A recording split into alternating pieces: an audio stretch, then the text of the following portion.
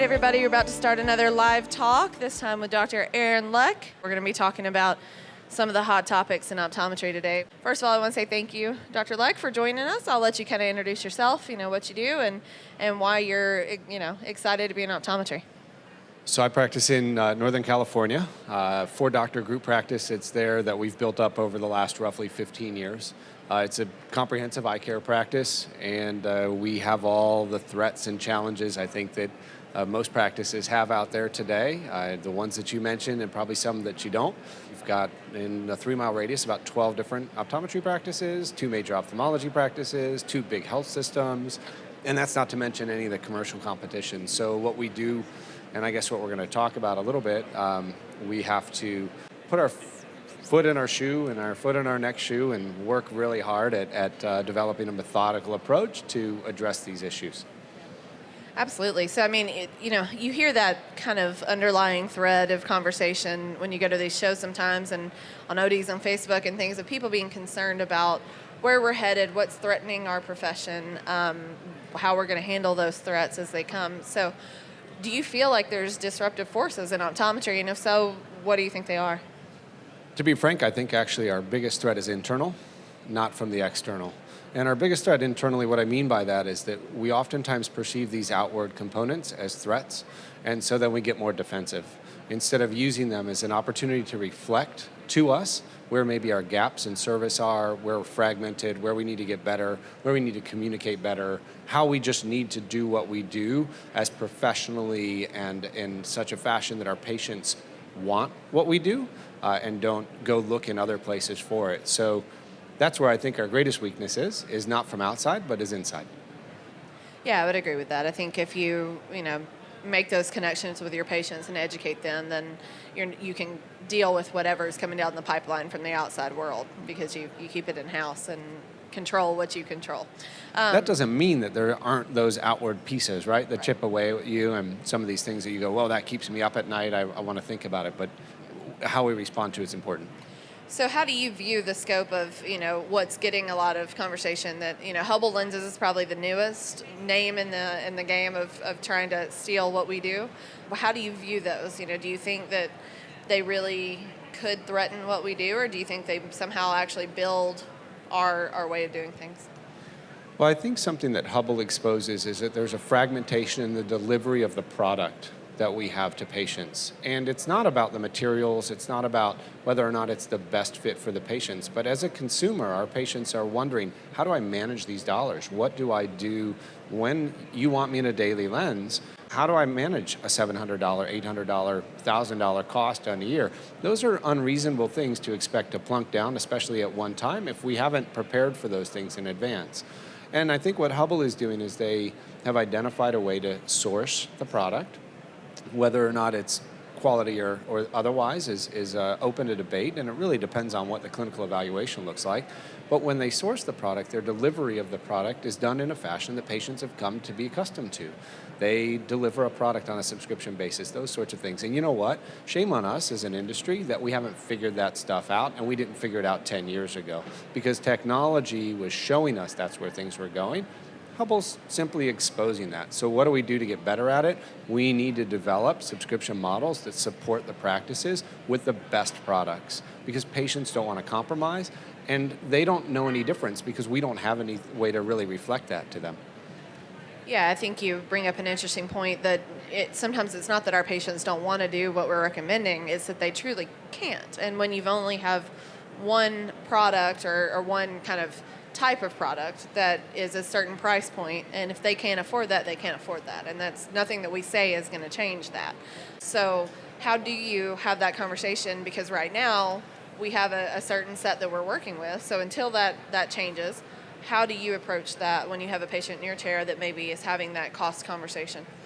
Well, I think we have to acknowledge that our patients have a choice. So nothing that we are doing or that I'm suggesting that we do should be construed to try and constrain a patient to stay with us. And that's really important because they can smell that a mile away. We do things that are contrived to hold them in the business or hold them in the practice. they're not going to be loyal for many other reasons, not just that contact lens purchase, right? So we have to be transparent and authentic with our patients and acknowledge where they're coming from. If cost is an issue, talk to them about it. But if cost is an issue and I have a patient sitting there with an iPhone X, 10, whatever you want to call it, on their lap, I will challenge them. I'll say, no, I get that. They're really costly. And you know what you see with your eyes every single day. You need the contacts that we've talked about. And I noticed that you have something on your lap that you don't need every day. You've been conditioned to know that you need that every day. How much did that cost you? Now, what they can come back with at that point is, well, I didn't pay $1,000 for it. What they're doing is they have a payment plan associated with their, right? It goes back to the subscription piece. So it still reflects back on us, and we have to be able to acknowledge that, yeah, this is a cost, associated with it. So maybe one of the solutions is for us to parse that out. Maybe we don't have them buy a year's supply of contacts up front. Maybe we take it on ourselves because our industry partners haven't done it yet. Maybe we take it upon ourselves to order a 90-day supply, take less profitability on it, and supply the patient because it's the right thing to do. And when that patient has access to a subscription model, who are they going to come to look for? They're going to come to us. No, I think you're right. I think patients would rather work with their doctor's office in most cases, but they're very cost conscious these days. And if they feel like they can get something else, same product or something similar for, in their mind, a better cost value, then a lot of times that's going to play into the role. So if I'm your patient and I come in and I say, oh, I saw this commercial or this Facebook ad or whatever for these new lenses, I think that's what I want to do because you've told me a daily is fantastic and I can actually afford this one. How does that conversation go, knowing what we know about it being an older material and things of that nature? I mean, typically at that point it falls to professional judgment, right? And in that case, it's for us. It's incumbent on us to make sure that we participate in that conversation and we provide them with information so they can make an educated decision. But you and I are writing the prescription. At the end of the day, if I don't prescribe a Hubble lens because a Hubble lens wasn't best for that patient's health, that's on me. And I will do that till the cows come home. And I don't have any problems communicating that to the patient. An advertisement is not going to cause me to do anything, with that patient differently, nor should it. Yeah, I completely agree. I think if you educate them accordingly about their own health and why it's important, then most of the time the conversation's not going beyond that. Unfortunately, I hear a lot of our colleagues say things like, primary care optometry is dying, or the refraction side isn't going to make us any money for much longer because there's online refractions and there's 1-800 and all these sort of things. Do you think there's any meat to that, any truth to that, or do you think that that's a mindset that can get you in a lot of trouble because really there is a very viable way to make a living still doing primary care optometry? I think the U.S. market is unique in the way we're established. Our payer mechanisms and those sorts of things create constraints that our market functions differently than other places where maybe you have a deregulated sight test, right? Where you can get a refraction or an auto refraction and have somebody who isn't professionally trained to review it and sign off on it. The U.S., fortunately, we've got an FDA and those things that I think have put important steps in place for companies that want to come to the market to prove that these things are meaningful, the technologies are meaningful and useful in caring for patients and not just profiting. And you saw that action take place. I mean, we just saw recently here the post of the FDA letter about an FDA medical device. 510K clearance on any medical device is an expensive regulatory hurdle. If we want to enter into a market where we've all agreed to play by these same rules, then play by those rules. So I don't see online refraction as a particular threat to us, but what it does reflect on us is the issue of convenience. So how are we going to address convenience? How are we going to address the customization of a prescription that we're giving to a patient? That's not a way to have us capture them in the practice and have them fill lenses with us. It's going to be on us to figure out how to communicate that customization and then to translate into a way in which the patients trust us. Yeah, so it sounds like you're kind of saying that instead of looking at these new methods or products as something that could steal our identity, maybe we look at it in a way of, say, that's something that we should have done already. How do we get on board with that to make it better and still uphold the quality to our patients that we want for them. Yes, and we've all seen the -2 myope who for 5 years is a -2 myope and has no corneal problems and retina looks great and they don't have any other health concerns. We've all seen those patients. What do we do with them? I think that's a challenge to the profession, right? You can't cookie cutter care. You try to develop systems that make you efficient and make you effective in what you deliver, but at the end of the day, we do have to acknowledge that there are some of these patients who, guess what?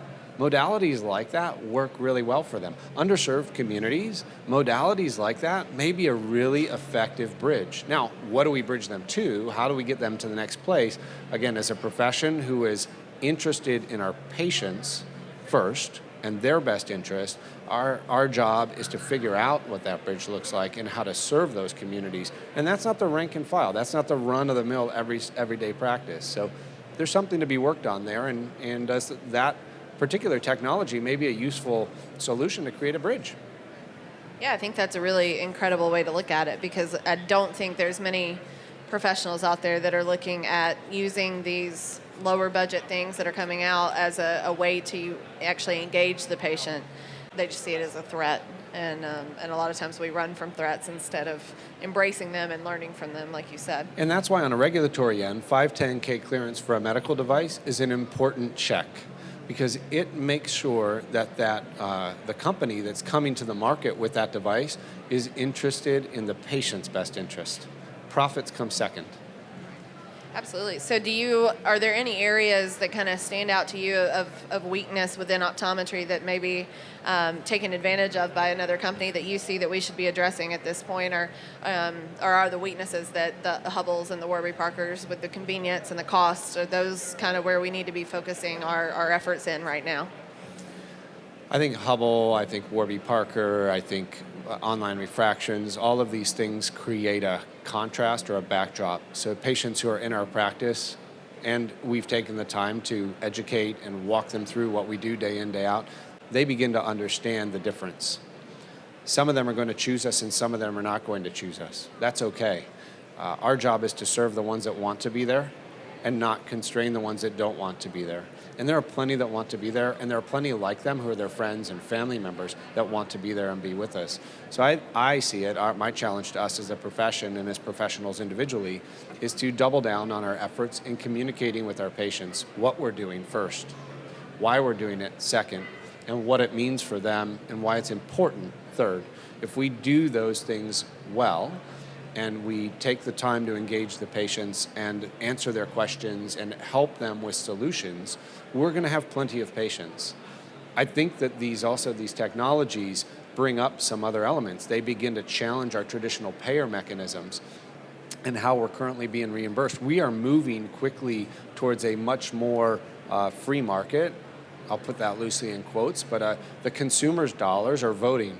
Their plan, their benefit, is not what they're going to vote with anymore. And you look at that case in point, 50% of millennials are opting in on a vision plan from their major employer. That's way down from the generation before. Now, some people would decry that or say, hey, that's a really big problem because they're not going to be in for utilization. I think we need to look at it and say, did we give them value? And if we're not giving them value in the way that we're doing it right now, okay, why isn't that? And let's create some new mechanisms by which we can get them value. We do that in our practices every day. Absolutely. Do you think it's limited to the refractive side of our profession in these disruptors, as a lot of people call them, or do you think that even the medical side could be threatened by this sort of change down the line? So you're hitting on things like telemedicine, doing digital retinal evaluations from a distance.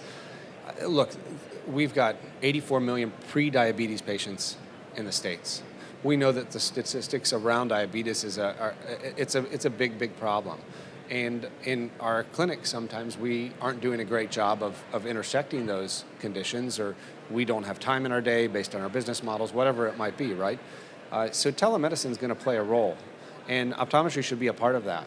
We're great educators of our patients. We should be participating in those technologies, doing reads, helping them develop better algorithms and analytics around artificial intelligence. Look, artificial intelligence and machine learning isn't going to take over this space, not anytime soon. The technology is just not that good. And getting it to market is even more challenging. There are so many There are so many interested parties in the U.S. around this stuff that there are barriers to entry in these marketplaces. So $10 million investment from a venture firm to get some bright idea hatched is not going to do it. $100 million? Maybe. Now you start to be able to burn through enough cash to overcome regulatory hurdles, existing stakeholders, those sorts of things. So telemedicine is coming. It's here in some way, shape, and form, and it's going to be here into the future. Our job is to figure out now, how does that make us better? What happens when that patient comes in? How do we educate a patient through that process that that's not enough? There's a lot more with that. And they don't just get the, your retina was good, check mark, good job. We've done that, though, in our payer systems, right? We have HEDIS scores that we're going after, and so we're all trying to scramble to figure out, how do we do a HEDIS score? We're checking a box. What we're trying to do is facilitate a relationship in which the patient is getting critical information to change their health status, to change the things that are going to affect their vision and systemic problems. A HEDIS measure is a checkbox. So I would argue that things like telemedicine are starting to address some of the things, but they've got a long way to really affecting healthcare outcomes. And day in, day out, you and I, we affect those healthcare outcomes, and it's our job to continue to do that. Yeah, I mean, I think it all goes back to that connection with your patient. If you make it your end goal to make that patient more educated about their health, more educated about their entire ocular state when they leave your office, and they're going to want to come back and make sure they're still there. You know, millennials want to be healthy. They're in that preventative. You know, I don't want to wait till I'm injured to fix it. I want to do it now. But I think that all boils down to the relationship that you form with your patients and listening to them. Right, no, and they've got to engage in that care. How do they engage in their care right now? It's not wah, wah, wah, wah, wah, right? If I just sat down next to the chair and sauntered up to you and said, hey, guess what? You have all these problems, and I talked to you for 3 minutes, you go, oh, that sucks. But if I show you an image, and we use baseline OCT on all of our patients, including angiography, our patients look at it and go, holy cow, those are my blood vessels. What does that say about my heart? That's the next question they ask. Hey, wait, wrong part of the body. But I'll tell you that there are some concerning things here, and we can communicate with your primary care on that. Our imaging technologies are good enough these days that we don't have to think that, wonder if a patient is going to really engage with it. They see it, and they stick. In our practice, diabetes patients with diabetes in the practice, we see that 80% of those patients are having annual diabetic exams. 50% or less is the national average. We engage every patient with an image, not a picture, an OCT angiography. Those are important pieces. Those patients are routinely returning to the practice 2.5 times a year. Go out on this floor and find me some recall mechanism that can generate 2.5 visits a year. It just doesn't happen. So there's a compelling reason when we engage with those patients using technologies, and this is where telemedicine has pushed us well and can push us further to use those types of technologies and grow our practices. Yeah, I think, like you said, knowing that millennials and really even the entire patient population, I think these days, because of the access to iPhones or telemedicine or however you want to look at it with technology, people expect to be shown those sort of things because it's their health. It's not, an OCT of just some random eye. It's theirs. And they want to know that whatever test we did makes sense and it's okay. And, that they see the yellow is a little bit, worse than the green, but it's okay. And that they can, engage in that and want to be a part of their journey, with you. Are there any tips that you would give to students or new grads that are kind of hearing all of this chatter? They're not necessarily fully engulfed in it yet, to keep themselves motivated, and also kind of how they should approach it when they get out so that they make sure that they're engaging and utilizing these things as motivators instead of just fear factors? I think new grads have a lot of challenges to navigate as they come out. The debt load and those sorts of things, as well as cost of living, don't match up very well. So I understand the choices that are being made. I would urge the new grad to not have their goal being how to get my debt paid down the fastest. I would urge them to consider that they're making a couple of different investments. The student debt load that they took on was an investment in their professional career. But in their first 5 years out of practice, they still have to invest in their professional career. And that's not about going out and earning as much money as you can so you can buy whatever thing you want to buy or pay off your debt as however you want to do that. Don't get me wrong, I'm not about carrying a lot of debt. But you've got another responsibility, and that is furthering the intersection of those skill sets that you learned around reading OCTs, doing all these technology and employing all these technologies in a practice setting. I'm not saying to go into it for 5 days a week and live in the poorhouse, but find a place that you can moonlight, find a place that you can be and pick up a day that is a practice that is technology oriented. And where I go with that is I'd actually go to the floor. I'd talk with the technology vendors. I'd talk with any of them, and I'm not going to reference any of them. You know who they are. Any of those technology vendors that are out there, find out who their power users are and go find out if there's an opportunity to work there. Build that part into your practice. Continue to hone that skill, because when it comes to doing the things that are going to be protective to this, it's going to be around technology. You don't want to lose that skill. It's a very important skill that you've invested in. It's not just time to pay off your debt. It's time to continue to keep investing in your skill set. And as you do that, you'll be more valuable to your patients and your profession and ultimately yourself.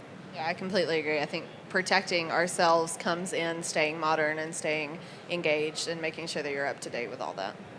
Anything you want to add? Are we good? No. I think you guys do a great job, especially in new grad, and what you do in publishing resources for reading, using technologies, those sorts of things. Continue to challenge the status quo as a company, and for the individuals that are out there that are looking at this, continue to challenge the status quo. Don't listen to all the talking heads. Realize that there's noise and there's real material kernels out of that. Try to pick those pieces out, digest them, consider them, and then employ them in your own practices. Absolutely agree. Thank you for joining us.